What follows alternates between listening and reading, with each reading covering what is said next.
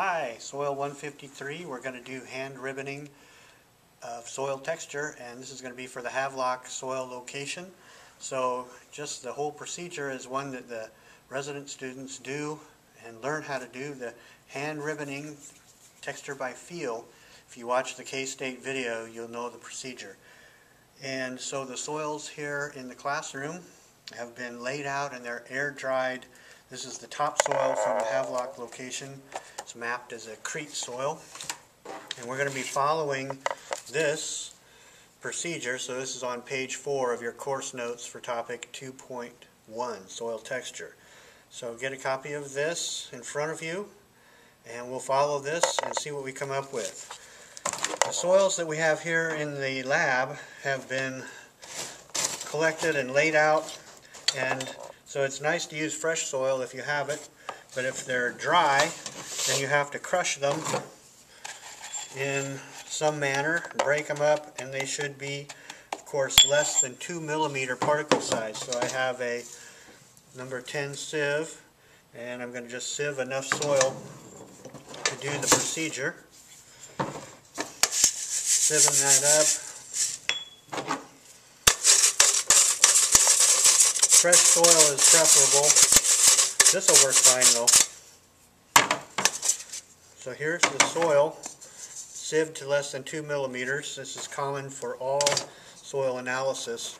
Our particle sizes for soil are 2 millimeters and less.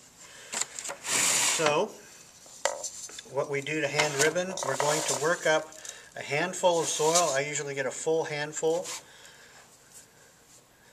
and we start working it into a consistency of Play-Doh or silly putty. Kind of like plumber's putty is what we're looking for by the time we're done here. So we add a little bit of water gradually,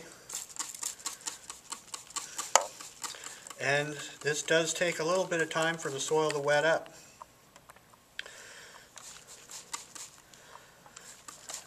Out in the field, sometimes you can have larger chunks that take quite a while to just be patient, so you have to have somebody to talk to maybe to talk about your lunch plans or something.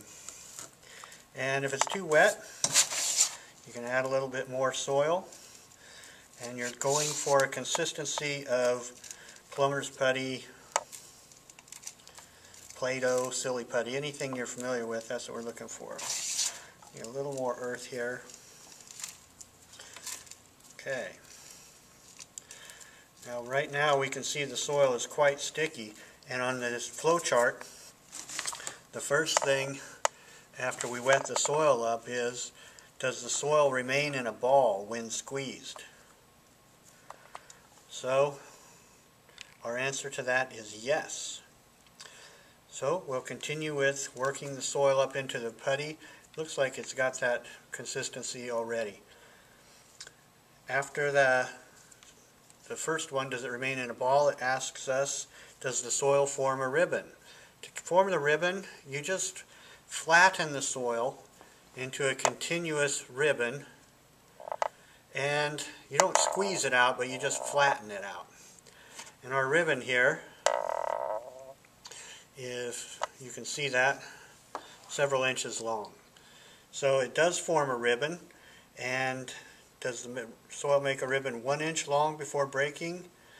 It's longer than that. So we have a strong ribbon 2 inches or longer before breaking. Just to show that one more time, the soil will break under its own weight once the ribbon length is exceeded a certain amount. This soil is not breaking. There it went. So we have a 2-inch ribbon, and that indicates there's quite a bit of clay, that it forms a ribbon. So the Havelock soil has quite a bit of clay. Now we're going to test for sand. So you can either grab some soil still off your hands, add a little water, and I'm going to feel for the presence of grit in my palm.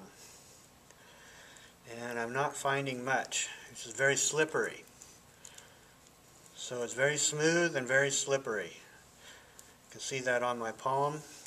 No grit at all. So does it feel gritty? No. Does it feel very smooth? Yes. And and the flow chart tells us, then I'll leave that to you to follow the flow chart and see what you come up with. Good luck.